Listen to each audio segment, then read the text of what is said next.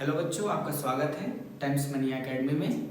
आज हम physics class 12 की पहली क्लास लेने जा रहे हैं और उस क्लास का नाम है उसमें इलेक्ट्रोस्टैटिक्स यूनिट हम पढ़ेंगे आज। यूनिट 1 दिखाई पड़ रहा है आप लोग को अच्छे से, सफा दिखाई पड़ रहा है ना? तो इस यूनिट का क्या नाम है? इलेक्ट्रोस्टैटिक्स यूनिट 1 है।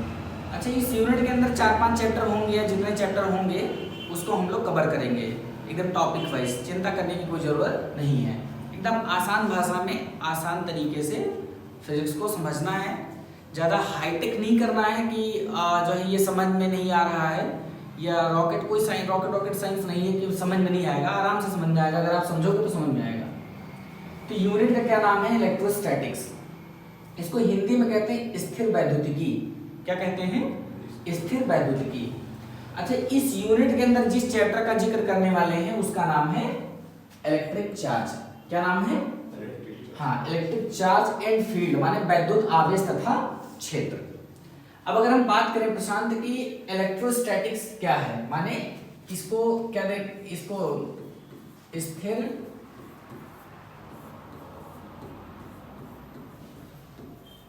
वैद्युतिकी क्या बात करें? स्थिर वैद्युतिकी क्या है? तो यहां से दो शब्दों का जिक्र हुआ, एक का नाम हुआ इलेक्ट्रो और एक का नाम हुआ स्टैटिक। आम भाषा में इलेक्ट्रो का मतलब आवेश होता है, इलेक्ट्रो माने आवेश और स्टैटिक्स माने स्थिर। माने इस चैप्टर में इलेक्ट्रोस्टैटिक्स में हम किस चीज का जिक्र करेंगे? स्थिर आवेश के बारे में अध्ययन करेंगे। सबसे पहले यूनिट्स क्लियर हो गया कि इलेक्ट्रोस्टैटिक्स में हमको स्टडी क्या करना है। तो be study about static charge in the electrostatic. हम लोग इलेक्ट्रोस्टैटिक वाली यूनिट में और इलेक्ट्रिक चार्ज एंड फील्ड्स वाले चैप्टर में हम लोग स्थिर आवेश के बारे में अध्ययन करेंगे आज। ठीक है ना? पूरी तरह से तैयार हो, पेन और कॉपी लेकर के रेडी हो जाओ। करना क्या है, अगर हम परिभाषा की बात करें, वैसे आम तौर पे जब स्टार्ट करते हैं तो थोड़ा सा डेफिनेशन दिया जाता है कि बच्चों को समझ में आए। तो जैसे अगर परिभाषा की बात करें तो सबसे पहले है क्या ये मामला कुछ, तो क्या विज्ञान की वह शाखा जिसके अंतर्गत स्थिर आवेश, किसके बारे में? तो यहाँ पर जिक्र किया, किसके बारे में? स्थिर आवेश का अध्ययन किया जाता है, वह स्थिर वैद्युतिकी कहलाती है। ठीक है ना?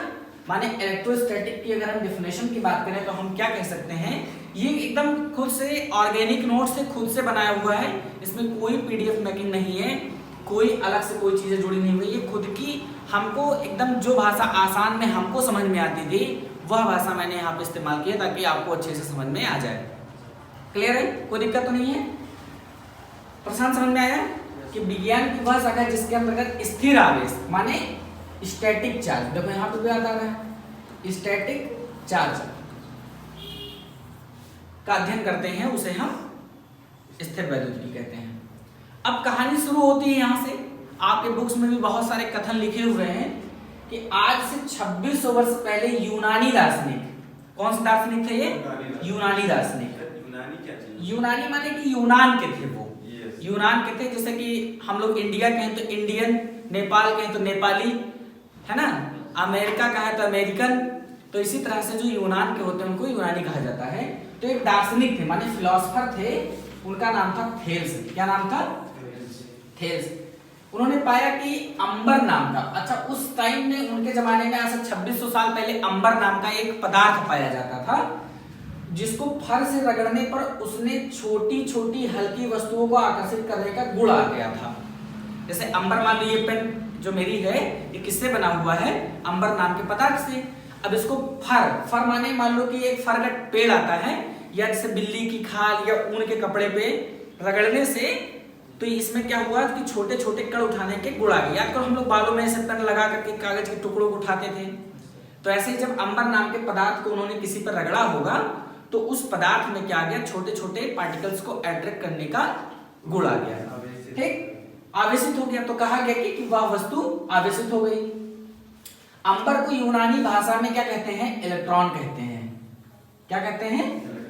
जैसे उस टाइम में अंबर ना हम लोग क्या कहते हैं, अंबर कहते हैं, और यूनान के लोग क्या कहते हैं, इलेक्ट्रॉन कहते हैं। जैसे हम लोग अपने यहाँ उत्तर प्रदेश में, यूपी में आम बोलचाल की भाषा में ही कि भैया अगर कोई घर आया तो चाय पी लो, लेकिन अगर अब हम जम्मू कश्मीर या लद्दाख की तरफ अगर थोड़ा सा पलायन करें तो वहां हमको कोई ऑफर करेगा तो करेगा कि भैया कहवा पी लो। हालांकि कहवा चाय का ही सेंस में कहा जा रहा है कि भैया चाय पी लो, है ना। तो कहने का मतलब कि उस समय उस अंबर नाम के पदार्थ को क्या कहा जाता था, इलेक्ट्रॉन। वो भी स्पेलिंग देख लो, इलेक्ट्रॉन कहा जाता था। बात आ रही समझ में।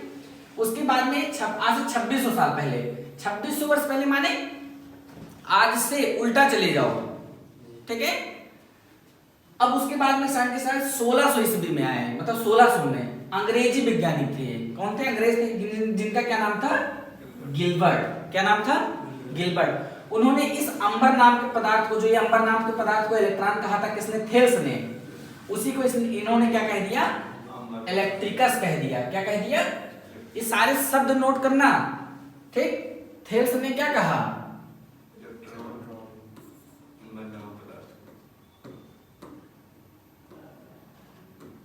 हाँ देखो, थेल्स ने क्या कहा, उस अंबर नामक पदार्थ को, ये जो अंबर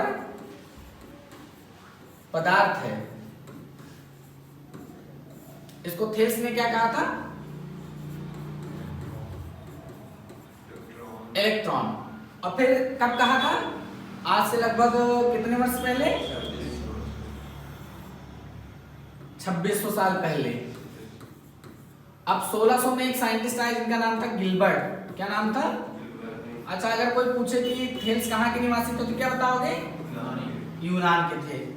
1600 में गिलबर्ट आए तो इन्होंने कहा इसको इलेक्ट्रिकस। क्या कह दिया, इलेक्ट्रिकस कह दिया। क्या कह दिया, इलेक्ट्रिकस। और इसी इलेक्ट्रिकस शब्द से दो शब्दों का निर्माण हुआ, जिसको हम कहते हैं इलेक्ट्रिक और दूसरा कहते हैं इलेक्ट्रिसिटी। बात आ रहा समझ में। इलेक्ट्रिक का मतलब होता है वैद्युत। अच्छा आप लोगों ने क्लास 10th में पढ़ा होगा तो विद्युत और वैद्युत में अंतर नहीं कर पा रहे होंगे कि वैद्युत क्या है, कोई विद्युत क्या है। किसी टीचर से पूछा होगा तो ये भी बताया कि वैद्युत विद्युत में कोई अंतर नहीं है। तो इलेक्ट्रिक का मतलब होता है वैद्युत और इलेक्ट्रिसिटी का मतलब होता है विद्युत। जैसे यूं ही समझ लो कि आपके घर में वैद्युत आता है कि विद्युत आता है, इलेक्ट्रिक आता है कि इलेक्ट्रिसिटी आता है। हमारे घर में इलेक्ट्रिसिटी आता है ना कि इलेक्ट्रिक आता है ना। यू सेंस में आप समझ लो कि the study of electricity is called electric. माने विद्युत के बारे में जो हम पढ़ते हैं वो क्या है, वैद्युत है। समझ में आ गया, कोई दिक्कत की बात तो नहीं है, ये सारा चीज समझ में आया। नोट करना चाहोगे पीडीएफ मिल जाएगा, कोई चिंता करने की जरूरत नहीं है। इसके बाद में अगर हम बात करें, इसके आगे की अगर बात करें हम तो यूं कह सकते हो, जरा इसको मैं बड़ा कर लूं, वही कहानी अभी, चलो ठीक है, हाँ आ गया, ठीक। तो विद्युत क्या है, क्या क्या आ गया, विद्युत क्या है। एक मिनट जरा समय दीजिए इसको।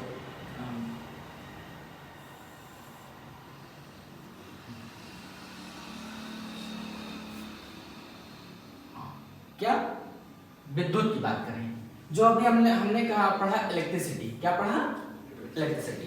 तो प्रशांत यहां से हम क्या कर सकते हैं कि विज्ञान की वह शाखा जिसमें हम आवेश अथवा आवेशित वस्तुओं के इलेक्ट्रिक इफेक्ट का अध्ययन करते हैं विद्युत कहलाता है।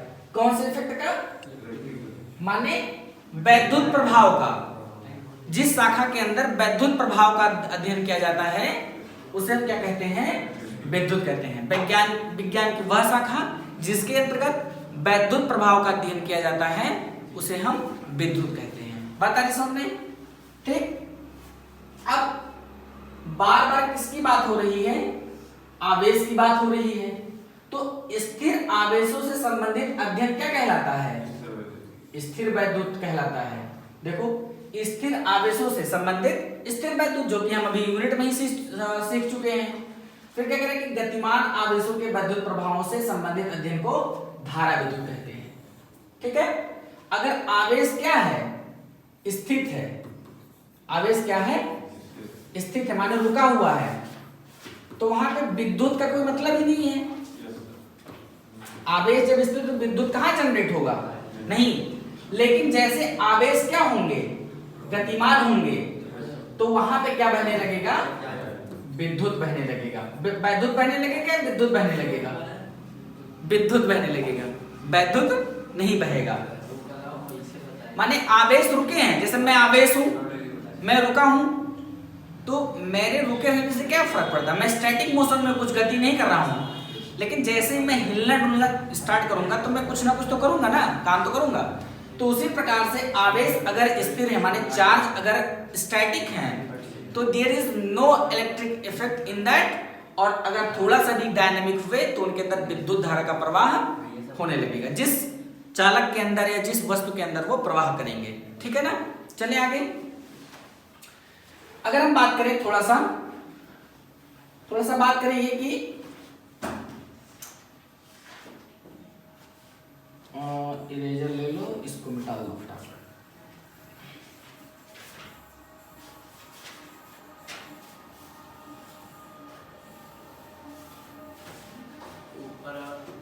चलो अब बात क्या है, हम करने क्या वाले हैं। यहां तक इंट्रो समझ में आया आपको, कोई दिक्कत तो नहीं है। इस लेसन में वैद्युत आवेश एवं आवेशों के बीच लगने वाले वैद्युत बल का अध्ययन करने वाले हैं हम। ठीक, चैप्टर पहले तो ये पता चल जाए क्या पढ़ने वाले हैं। तो इस चैप्टर में क्या पढ़ेंगे, वैद्युत आवेश के बारे में, और इसके प्रभाव से वैद्युत बल जो उत्पन्न होता है उसके बारे में हम अध्ययन करेंगे। जैसे चार्ज होगा तो चार्ज किसी पे कितना बल लगाएगा, फोर्स लगाएगा, ये तो पढ़ेंगे। याद है उस दिन की कहानी, हमको क्या करना है, समझ के पढ़ना है। मुफ्त का यश नहीं उठाना है। मुफ्त का यश माने कि पढ़ लेना, ये नहीं कि सर जी समझा दिए और फिर मुफ्त का यश का मतलब पीडीएफ मिल जाएगा और उसको हम बस महाराजा हो जाएंगे। तुमको समझना पड़ेगा। उस दिन एक सुनाए थे, थोड़ा सा वो है चैलेंज का, कि एक मतलब तालाब था, नदी, और उसमें 4-5 बच्चे डूब रहे थे और एक आदमी उन बच्चों को बचा रहा था। और मार वीडियो कैमरा वाले, मीडिया वाले कह रहे हैं ये देखो आदमी बचा रहा है, ये देखो आदमी बचा रहा है, बच्चों को बचा रहा है।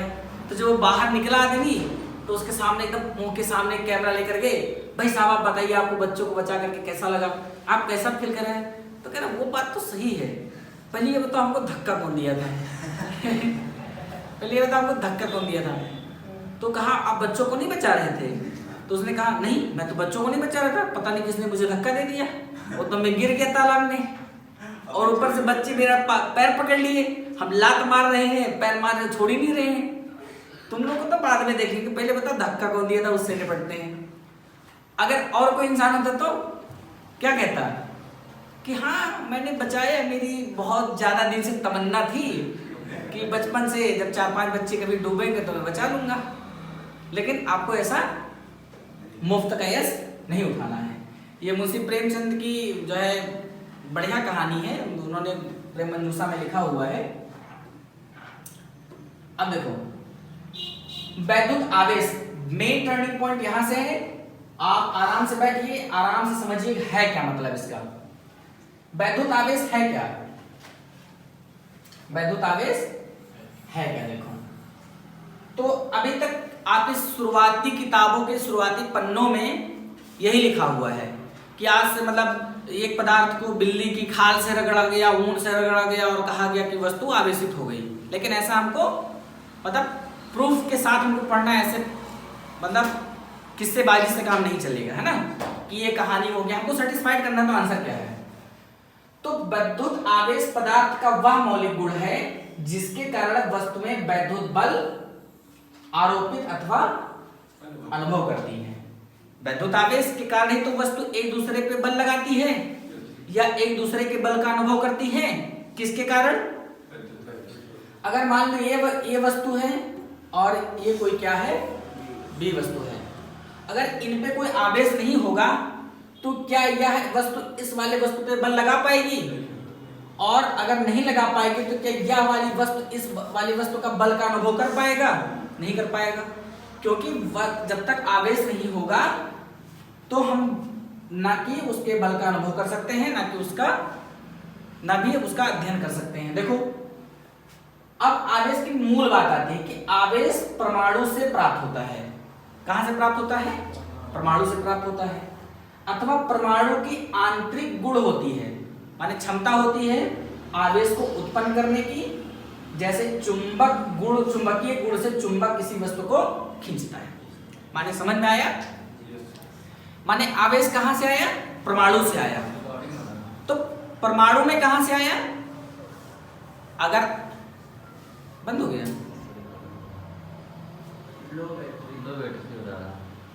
चलो जब तक होना है हो जाने दो। क्लोज कर दें? क्लोज नहीं, ऐसे चलने दो, रहने दो। तो परमाणु कहां से आया? रहने दो। ठीक, आवेश कहां से आया? परमाणु में से आया। अब बात आती है कि परमाणु में कहां से आया? आवेश कहां से आया? परमाणु से आया तो सही है, ठीक कह दिया आपने। लेकिन परमाणु में आवेश कहां से आया? तो सपोज कर लो ये परमाणु है। क्या है? परमाणु है। तो जो आपको मालूम है कि परमाणु के भीतर क्या होता है और परमाणु के बाहर क्या होता है? इलेक्ट्रॉन होते हैं परमाणु के भीतर। ये इसको क्या कहते हैं? और इसको क्या कहते हैं? इलेक्ट्रॉन। तो आपको पता चलेगा कि चार्ज कहां से आया है? Charge come from atoms and atom has a intrinsic property to generate charge. ठीक, अब अगर चार्ज की बात करें तो कितने प्रकार के होते हैं? दो प्रकार के होते हैं। कितने प्रकार के होते हैं? आवेशों के प्रकार अगला टॉपिक है। चार्ज दो प्रकार के होते हैं भैया, एक होता है प्लस, एक होता है माइनस। अच्छा, प्लस वाले को विट्रियस कहते हैं। क्या कहते हैं? पहले कहा जाता, मतलब विट्रियस ही नाम था पहले, मतलब लोग विट्रियस और इसको नेगेटिव को रेजिनस कहते थे। कौन पहले क्या कहते थे? विट्रियस और रेजिनस। लेकिन उसके बाद में एक साइंटिस्ट हुए जिनका नाम है बेंजामिन फ्रैंकलिन। क्या नाम है? हाँ,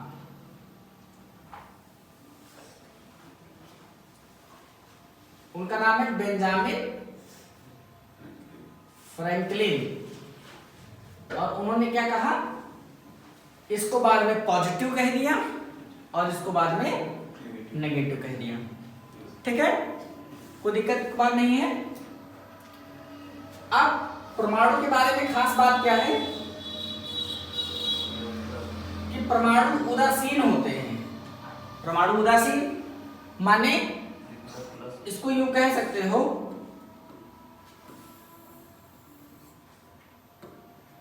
ये परमाणु है, इसके प्लस और इसके माइनस। तो जितने प्लस होते हैं उतने उसके ऊपर माइनस है। तो ये क्या हो जाएगा? न्यूट्रल हो जाएगा, माने उदासीन हो जाएगा, क्योंकि उसके नाभिक में उपस्थित धन आवेश उसके पृष्ठ पर ऋण आवेशों की संख्या के बराबर होता है। और दो बात है कि समान प्रकृति के आवेश एक दूसरे को प्रतिकर्षित करते हैं। माने क्या होगा? प्लस और प्लस एक दूसरे को क्या करेंगे? एक दूसरे को प्रतिकर्षित करेंगे। और माइनस और प्लस एक दूसरे को आकर्षित करेंगे। यहां पर देख लो, ये प्लस प्लस है तो एक दूसरे को क्या कर रहा है? प्रतिकर्षित, रिपेल कर रहा है। R for repel, minus minus, R for repel. असमान प्रकृति के माने अलग अलग है, अगर प्लस माइनस है तो A for attract, A for attract. समझ में आया? कोई दिक्कत की बात नहीं है, समझ में आ गया? तो आज क्लास इतना ही रहने देंगे और आगे बताएं? और बता दें? तब तक एक मिनट के लिए थोड़ा सा हम होल्ड करते हैं और इनका लोग का सवाल ले लें। बताओ फटाफट, बताओ।